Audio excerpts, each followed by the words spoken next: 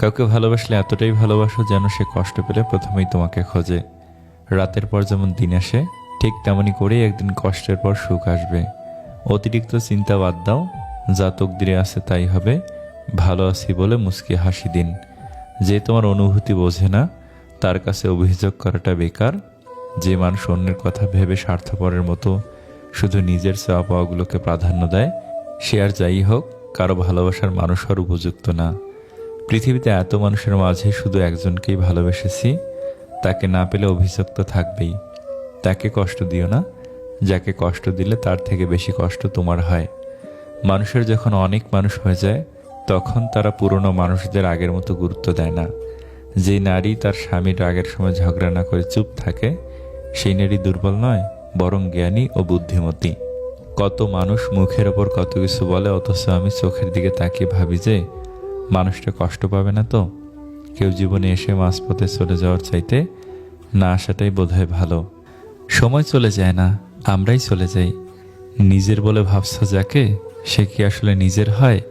সময় থাকতে বুঝে নিও, এই দুনিয়ায় কেউ কারো নয়। রাগ সময়ের সাথে কমে, কিন্তু অভিমান সময়ের সাথে ক্রমশ বাড়তে থাকে। কাউকে হারিয়ে দেওয়াটা খুব সহজ, কিন্তু কঠিন হলো কারো মন জয় করা। যারা বেশি ভাবে তারা জীবনকে কখনো উপভোগ করতে পারে না। অতিরিক্ত কথা বলা মানুষেরা বড্ড অবুঝ হয়। অন্যদিকে যারা যত ভালো বোঝে তারা তত কম কথা বলে। উদ্দেশ্য যদি সৎ হয় তাহলে কাউকে পরোয়া করতে হবে না, সফলতার সিঁড়ি নিজেই বইতে পারবে। বিয়ের ক্ষেত্রে ছেলের বিল্ডিং ঘর আছে কিনা তা যাচাই করার আগে বিল্ডিং ঘরের মানুষগুলো মানুষ নাকি অমানুষ তা যাচাই করা জরুরি। অহংকার করতে নেই। কখনো রব মানুষকে দিয়েও পরীক্ষা করেন, আবার কেড়ে নিয়েও পরীক্ষা করেন।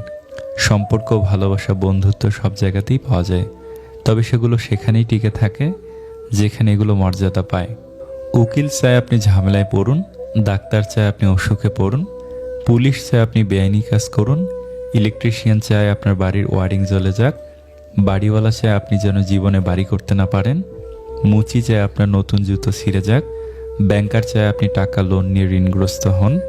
শুধুমাত্র মা চায় তার সন্তান সারা জীবন সুখে থাকুক। কার সাথে তোমায় বেশ মানায়, কার পাশে গিয়ে দাঁড়ালে তোমার হাইট ম্যাচ করে, এসবই সাময়িক আনন্দ দেয়। কিন্তু কার সাথে থাকলে তুমি ফ্রি মাইন্ডে থাকতে পারো, হাসি খুশি থাকো, ইচ্ছে মতো উঠতে পারো, যার সামনে কিনা ম্যাচিউরিটি মেনটেন করতে হয় না, বাচ্চা ভাব পাগলামি দেখলেও বুঝবে, উল্টো বেহায়া বলবে না, সেটা ইম্পর্টেন্ট। আর এটাই লাইফে বড্ড প্রয়োজন।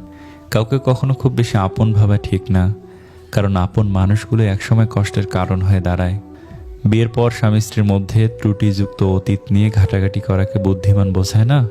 এতে সম্পর্কের ব্যাঘাত ঘটে, নতুন করে বাঁচতে চাইলেও ঘাড়ে ভূত চেপে বসে। একই ফুটন্ত পানিতে ডিম শক্ত আর আলু নরম হয়। তাই বিষয়টি হলো, আপনি কিসে গঠিত, আপনার পরিস্থিতি নয়। ব্যস্ত হয়ে যাও, দেখবে মন খারাপ লাগার সময় পাবে না। বাবার পরে যদি কেউ থাকে সেটা হলো পরিবারের বড় ছেলে, যাকে সারা জীবন পরিবারের জন্য বোকা আর ধৈর্যশীল থাকতে হয়।